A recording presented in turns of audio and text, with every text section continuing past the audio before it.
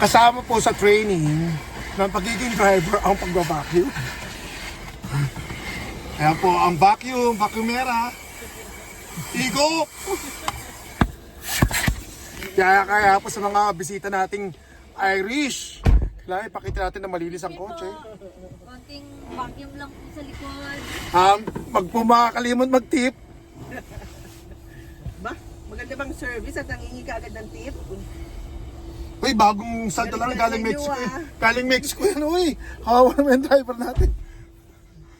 Meron pala naka-ready na mga ano yan. Ganyan din sa ano, sa inyo, doon. Pero may bayad, Papa. Piti sa loob. Magbabayad ka. Hindi kayo ano, ni-ari. Welcome to America. Merong self-service, meron din sila.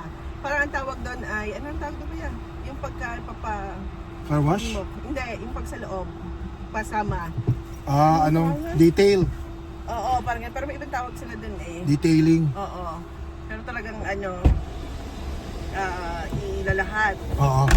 Sa New Rochelle ba tayo na? Sige, search ko muna. Parang papugi no. Ganda ng mga coaches nyo ah.